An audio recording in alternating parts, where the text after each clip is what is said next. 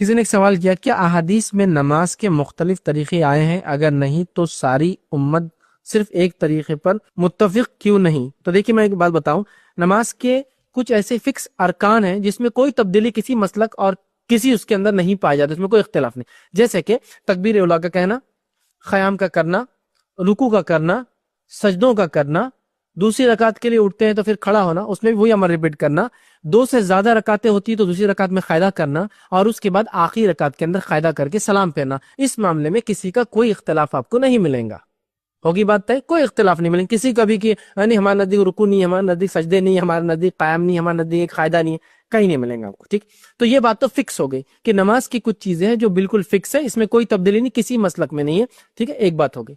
دوسرا، کچھ چیزیں اس کے اندر ایسی ہیں جس میں بہت ساری تبدیلیاں آ سکتی ہیں لیکن وہ اختلاف نہیں ہے، سب درست ہے. جیسے کہ نبی اکرم صلی اللہ علیہ وسلم نماز کے اندر سبحانک اللہم و بحمدک تبارک اسمک کا یہ شروعات میں پڑھتے، اللہ کی ثنا کرتے، اللہ کی تعریف کرتے. لیکن اس کے علاوہ نبی اکرم صلی اللہ علیہ وسلم سے کئی دعائیں ثابت ہیں، کئی دعائیں. کچھ دعائیں تو اتنی ہیں کہ 2 صفحات پہ عربی کے اندر ہے جو آپ صلی اللہ علیہ وسلم رات میں پڑھا کرتے تھے، فجر کے اندر آپ نے نماز سے پہلے پڑھا. تو کئی دعائیں ہیں، تو اس میں اختلاف نہیں ہے. وہ ایک نے ایک دعا لے لی، ایک نے ایک دعا لے لی، تو اختلاف نہیں ہے، وہ بھی صحیح ہے اور یہ بھی صحیح ہے. سمجھے آپ بات کو؟ یہ ہو گیا.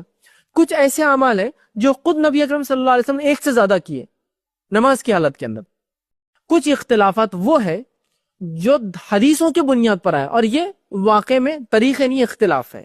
مطلب اس میں مختلف ہے علماء کی اور محدثین کی رائے، جبکہ یہ ایک سے زائد طریقوں میں شامل نہیں ہوتے. جیسے کہ نماز میں ہاتھ کہاں باندھے، ٹھیک، اس تعلق سے بہت ساری روایتیں آتی ہیں، ٹھیک، جس میں سے سینے پر ہاتھ باندھنے، زرہ کو پکڑنے کا، ناف کے نیچے باندھتے ہوئے دیکھا گیا، اس طرح کی آتی ہے. اب یہاں جب آتا ہے تو یہ اختلاف ہے.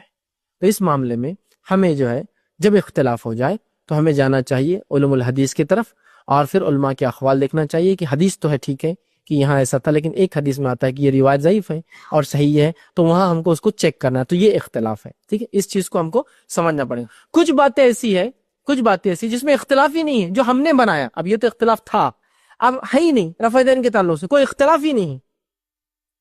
مطلب اللہ کے رسول صلی اللہ علیہ وسلم کے تعلق سے ایک آ رہا کہ آپ نے زیرہ کو پکڑا، بخاری کی روایت.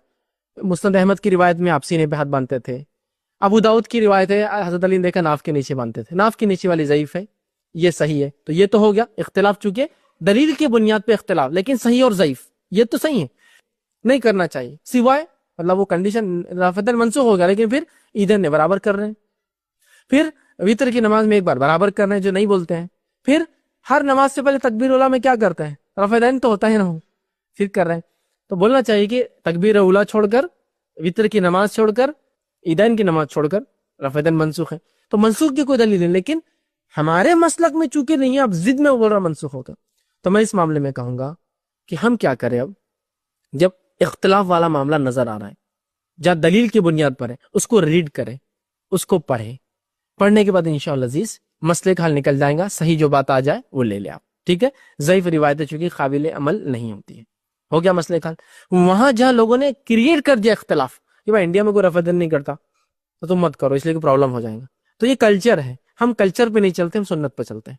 تو لہٰذا وہاں آپ لوگوں کو سمجھائیں، ان کو سکھائیں، ان کو دلیل دے، لیکن اس دلیل دینے کو اتنا جھگڑے کا نہ بنائیں کہ بس آپ کی زندگی اور موت انحصار ہے کہ رفع دین کرتا ہے یا نہیں کرتا. کیونکہ اسلام میں بہت ساری چیزیں ابھی توحید سے شروع کرنا ہے ہم کو، ٹھیک ہے. تو لہٰذا بتائے بولنا ہے، اب آپ کو نہیں کرنا ہے تو بس معاملہ ختم. میں نے اس پہ ایک جواب دیا تھا رفع دین کے تعلق سے کچھ غلط فہمیاں، شبہات، اور اس کا جواب اس لیے کہ بہت سارے لوگ سوال کر رہے تھے کہ رفع دین کے تعلق سے روایتیں نہیں بول کر ہے، تو نہیں بول کے کوئی حدیث آپ کو انشاءاللہ عزیز نہیں ملیں گی. کچھ اختلاف ہوتے ہیں جس میں صحیح حدیث کی طرف جانا چاہیے، کچھ باتیں تو فکس ہے. کسی کے نزدیک بھی قیام نہیں ایسا نہیں ہے، رکوع نہیں ایسا نہیں، سجدے نہیں ہے. تو لہٰذا نماز کا طریقہ میں کہوں گا ایک ہی ہے. اس طریقے میں باؤنڈری ہے، ادھر سے ادھر تک جو چاہے آپ کر سکتے ہیں. سمجھ رہے آپ؟ مطلب حدود ہے کہ بھائی دعائیں یہ ساری کر سکتے ہیں آپ جو چاہے کریں. جیسا ہندوستان میں ہم دیکھیں دعائیں معصورہ ہم لوگ پڑھتے ہیں، وہ جو قاعدے میں پڑھتے ہیں نا، قاعدے میں دعا پڑھتے ہیں نا، تحیات کے بعد دعائیں معصورہ پڑھتے ہیں. لیکن اب عرب میں جائیں گے تو بہت سے لوگ دعائیں معصورہ نہیں پڑھتے. ربنا آتنا فی الدنیا حسنۃ وفی الآخرۃ حسنۃ وقنا عذاب النار، اتنے ہی پڑھیں. اس لیے آپ بولیں گے ان کا قاعدہ اتنا جلدی کیسے ختم ہو جاتا. درود پڑھتے، سلام پڑھتے، مطلب درود و سلام کرتے، مطلب پہلے تحیات پڑھتے، اس کے بعد درود ابراہیم پڑھتے اور ربنا آتنا فی الدنیا حسنۃ وفی السلام. کچھ یہ ہے تحیات پڑھتے ہیں، درود پڑھتے اور سلام پھیر دیتے. تو آپ بولیں گے اتنے کیسے ان کا سلام ہو جاتا ہے؟ کیونکہ جو واجب تھا کر لیا اس نے. دعائے معصورہ وغیرہ اگر ہم پڑھیں گے ہندوستانی پاکستان لمبا لمبا چلتا ہے تحیات للہ وہ سب ہوا, پھر اللہم صلی علی وہ ہو گیا, اللہم انا وہ پورا ہم آرام سے پڑھتے ہیں. اب وہ تو جلدی پھیر دے رہا کیونکہ اس کو معلوم ہے کہ واجب کیا اتنا پڑھ لیا اس نے, درود اور سلام کر لیا اس نے, تحیات پڑھ لیا, درود پڑھا, سلام پھیر دیا. سمجھ رہے بات کو؟